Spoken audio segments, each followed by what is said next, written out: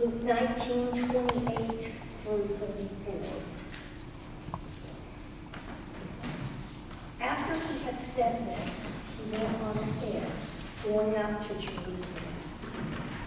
When he had come from Bethphage and Bethany at a place called the Mount of Olives, he sent two of the disciples, saying, "Go into the village ahead of you, and as you enter it, you will find tied there a colt that has never been ridden. Untie it and bring it here. If anyone asks you, 'Why are you untying it?' just say this, 'The Lord needs it.'" So those who were sent departed and found it as he had told them. And they were untying the colt, and as they were untying the colt, its owners asked them, "Why are you untying the colt?" They said, "The Lord needs it." Then they brought it to Jesus, and after throwing their cloaks on the colt, they set Jesus on it. As he rode along, people kept spreading their cloaks on the road. As he was now approaching the path down from the Mount of Olives, the whole multitude of the disciples began to praise God joyfully with a loud voice for all the deeds of power that they had seen, saying, "Blessed is the King who comes in the name of the Lord, peace in heaven and glory in the highest heaven." Some of the Pharisees in the crowd said to him, "Teacher, order your disciples to stop." He answered, "I tell you, if these were silent, the stones would shout out." As he came near and saw the city, he wept over it, saying, "If even you had only recognized on this day the things that make for peace, but now they are hidden from your eyes. Indeed, the days will come upon you when your enemies will set up ramparts around you and surround you and hem you in on every side. They will crush you to the ground, you and your children within you, and they will not leave within you one stone upon another, because you did not recognize the time of your visitation from God."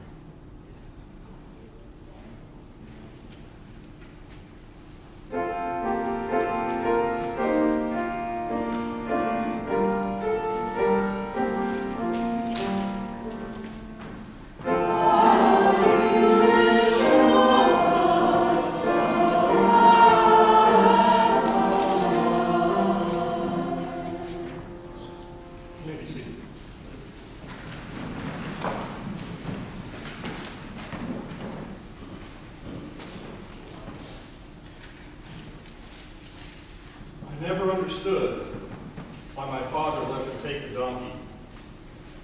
I saw them first, the two scruffy young men looking around nervously as they untied our donkey from the hitching post, and I ran to the market to tell my father.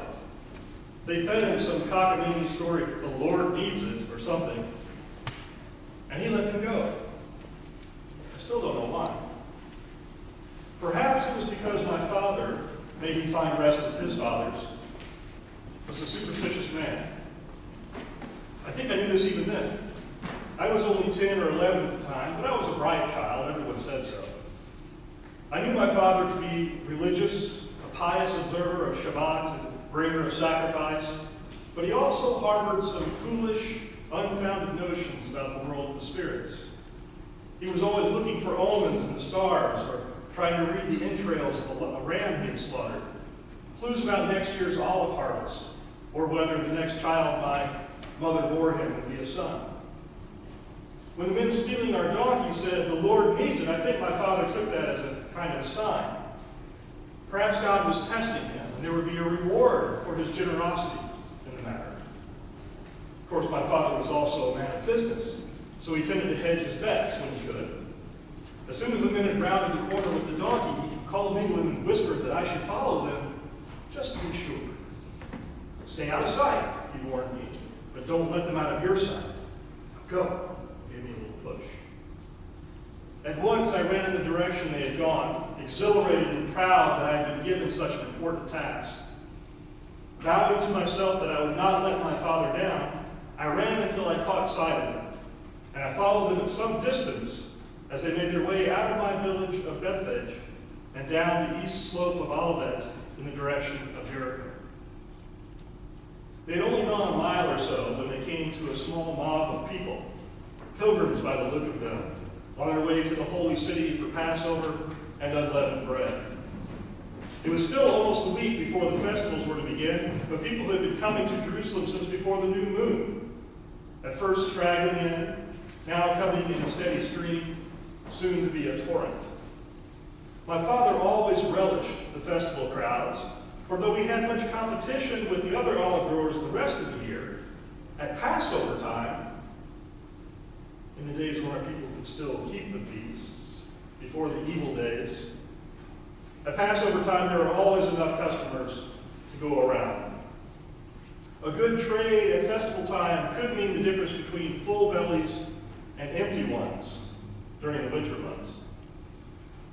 It had been easy to keep up with the men. Our little donkey, bless him, was a balky, cantankerous beast, and they had spent a lot of time and sweat trying to convince him to go the direction they chose. I had stayed out of sight by skulking behind clumps of brush and outcroppings of rock, but now I simply melted into this milling crowd and went unnoticed by everyone while I watched, still curious to find out why they had borrowed the donkey. Everyone seemed to be congregating around one man in particular, and I stood on my tiptoes and craned my neck to see if I could see who it was. Maybe a priest, or a famous scribe, or better yet, one of the rebel leaders who popped up from time to time, proclaiming himself king and leading his band of ruffians into Jerusalem to free our people by the hand of God from the evil Kittim. My romantic notions sometimes got the better of me in those days. If only I had known the trouble, the horror that these messiahs would bring our people, I would have been the first to pick up a rock and throw at them. But none of us knew it then. We were all deceived by false prophets.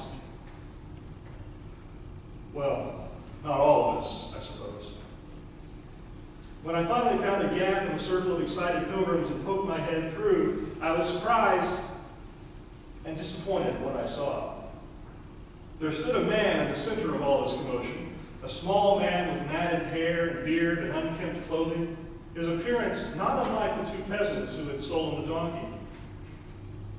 This was the cause of all the excitement, I thought. This was their Messiah. I looked around with an 11-year-old's disdain. Well, rabble like this deserves such a Messiah, I thought. There was something unsettling about this man that I couldn't put my finger on. Then I realized what it was. He was still. He held himself with an almost unnatural calm.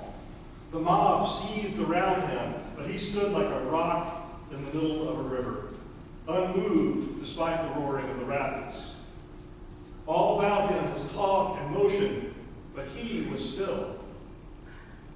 He seemed preoccupied, unaffected by the turmoil all around him, and a little sad. The men had brought the donkey through the crowd and were now stroking his flanks, trying unsuccessfully to calm him. Our donkey did not like noise or large crowds and had begun to bray and rear against his tether. They were trying to get the man's attention, but he seemed lost in thought. Finally, though, he raised a hand and, as though communicating his own stillness to the animal, stroked his mane and scratched behind his ears until he held his peace and stood calmly before him. Now this surprised me, you can believe, but the two men took it in stride as if they had seen this sort of thing before, and they proceeded to take off their cloaks and lay them across our now docile colt's back. Still the man made no move to mount the beast, and I was in for an even greater surprise when he raised his head and seemed to look straight at me. I may have imagined it. After all, there were maybe 50 or 75 people massed around him, but it certainly felt like he had looked at me, and I jumped back as if I'd been scorched. When I found the courage to look up again, he was still looking my way, but his eyes were kind, and there was a trace of a smile on his lips. He said something then, and with all the noise, I could never be sure I heard it right, but I could have sworn he said, "Be at peace. You will get home safely." I was taken aback, to say the least, but I didn't have time to dwell on it, because suddenly the crowd parted, and the man began leading the donkey back up the hill to the west. I slipped back into the mob, which seemed to be growing more exuberant by the moment. They began singing psalms, especially the Hallel psalms that pilgrims would sing on their way to the temple. That was appropriate, I suppose, but there seemed to be something more going on here that I wasn't in on. I knew these psalms by heart. Even we were taught these. And I tried to sing along to keep from drawing attention to myself, but I was distracted. I kept sneaking looks at the leader. He wasn't singing. He was walking now, but he seemed as still as ever. When I caught sight of his face, I could see the sadness again, even plainer now. Soon we reached the top of the rise, where the road leads down across the valley of the Wadi Kidron, and we could suddenly see the holy city stretched out before us, gleaming white and gold in the early afternoon sunlight. No matter how many times I came upon this sight, and I often went to Jerusalem with my father, bearing baskets of olives or vessels of oil, it always took my breath away. To think of it now brings bitter tears to my eyes, remembering how last I saw it, burning, its smoke rising in a great black column like one last holocaust to the Lord. The sight of the city affected us all. The chanting ceased abruptly, and as one person, the mob drew in its breath. Even the leader seemed moved. He stopped and stared across the city for a long time, and when at last he began walking again, his eyes were wet. The nearer we drew to Jerusalem, the more pilgrims we saw, and now as we crested Olivet, we saw them pouring in from all directions. The road down and across the valley of the Kidron was swarming with chanting, clapping, laughing people. Booths and shelters dotted the hillside, and I could see hundreds, maybe thousands, already entering the sacred precincts of our golden temple. As I stood pondering this scene, 3 brawny men who had been walking close to the leader came and, with great ceremony, lifted him up and set him on the donkey, as though he were some sort of archon and not a rough peasant from whom you wear. The others spread their cloaks on the road, and he rode over them as he made his way down the hillside, perched side saddle, while the 3 men led the donkey on. The chanting began again, even louder this time, and the people in our mob sang out with special gusto the lines, "Blessed is the King who comes in the name of the Lord." Some of them began pulling fronds from the trees and lining the road and waving them in celebration. I was amazed. This small man who looked little more than a beggar, they were hailing as a Messiah, a king. Some other pilgrims, well-dressed and wearing the tefillin on their arms that marked them as Pharisees, heard what the people were saying, and they strode over, blocking the donkey's path. One of them grasped his tether. "Teacher," he said sternly, "tell your disciples," curled his lip when he said this word, "to stop this nonsense at once." The leader barely glanced at him as he said in a surprisingly clear, commanding voice that had a dagger's edge to it, "I tell you, if these were silent, the very stones would cry out." With that, he dismissed these men and nodded to his disciples, took back the donkey's tether, pushed the Pharisees aside, and continued down the hill. The Pharisees, for their part, seemed stunned, and they stood there for a long moment, slack-jawed, then fell to shaking their fists at the group and huddling together in animated conversation. Amazed again, I looked back to the leader. Some in the mob were laughing and taking great delight in how he had got the better of the Pharisees, But he seemed to have banished them from his mind entirely, as if they had never existed. Finally, I could stand it no longer. I turned to a woman near me and said, "Who is he?" She looked at me as if I had grown a second head. "What do you mean, who is he?" "He is Yeshua." She said the name with a mixture of pride and reverence. I gave her a blank look, so she said again, "Yeshua, the Nazarene." When I shrugged, she threw up her hands and said, "You know nothing at all. This is Yeshua, the healer and prophet from Nazareth in the Galilee. We have come with him to keep the feast. He is the son of David and has come to the holy city, humble and mounted on a donkey, on a colt, the foal of a donkey, just as the Lord said by his prophet." I was still puzzling over these strange words when the donkey came to a stop and the one called Yeshua slid off. The chanting and clamor died down, and I could hear him sobbing. Then he spoke, and I remember these words as though I heard them only yesterday. He was holding out his arms toward the city and trembling as he uttered this lament. "If you, even you, had only recognized on this day the things that make for peace, but now they are hidden from your eyes. Indeed, the days will come upon you when your enemies will set up ramparts around you and hem you in on every side. They will crush you to the ground, you and your children within you, and they will not leave within you one stone upon another, because you did not recognize the time of your visitation from God." The crowd watched him, hushed. Slowly he lowered his arms, and it seemed that a great weight fell on his shoulders then. He wiped his eyes, and he turned and looked at me again. I could still see the sadness in his eyes and a great weariness, but the kindness was there still as well. He spoke to the one holding the donkey's rope and pointed at me, and then turned to walk slowly across the Kidron Valley. Yeshua's disciple handed me the tether, murmured a word of thanks, and followed, like all the rest, in silence.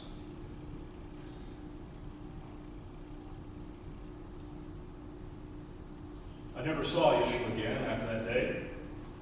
It was weeks later that I overheard, during a trip to the city with my father, something about the Nazarene whom Pilatus had crucified, and I knew without asking that it was he they were talking about. I don't know why, and neither could I explain it to my father, but I wept inconsolably the rest of the day. Turns out he hadn't lived out the week. He had done something, caused some ruckus in the temple, or uttered some blasphemy that had angered the priests, and they had him arrested. I don't know what they told Pilatus, but it probably didn't take much for that one to assign the cross to Yeshua. Years later, when I was settled in marriage and had a daughter and 2 sons of my own, I began to hear rumors of a new sect of Nazarenes who believed Yeshua had not died, or that he had died and God had raised him. I'm not sure. I don't know anything about that. But I do remember that day, coming down the side of Olivet in his company, hearing his lament over Jerusalem, seeing the kindness and compassion in his eyes. And when I think of those things, I wish those rumors were true. He was right, of course, about the ramparts and the stones. I still lived in Bethpage when the revolt broke out, and I remember weeping and pleading as first one son and then the other went over the hill to the defense of the city. They believed those who said God would deliver Jerusalem, and they walked right in, unknowing, like lambs to the slaughter. The Kittim came and leveled our beautiful city, burned our gleaming temple, and killed everyone and everything in their path. I only survived because I took to the caves on the east side of Olivet, and because the Kittim do not consider those like me a threat. My daughter died there in those caves, died giving birth to her dead husband's child, a girl. My sons died in the siege, I'm sure of it. Their father is long dead too, a victim of the famine in the time of Agrippa. So I am left alone, I and my granddaughter, to remember the words of the prophet Yeshua, to remember that column of smoke rising to God. I wonder sometimes, what if we had really listened to Yeshua's lament? What if we had recognized the things that make for peace? What if we had taken seriously that he had in some strange way really represented our visitation from God? What if God could show us all at once all the death and destruction and suffering and carnage that would be the result whenever we take up arms, the whole staggering toll right at the beginning? Surely we would be horrified, and surely then we would choose the way of peace. We did not take our chance when it came along. We did not recognize the time of our visitation from God, and we paid an altogether dreadful price. We drank the cup down to the dregs. We did not learn from Yeshua's lament. Someday, though, maybe in my granddaughter's lifetime, someday we will learn. Surely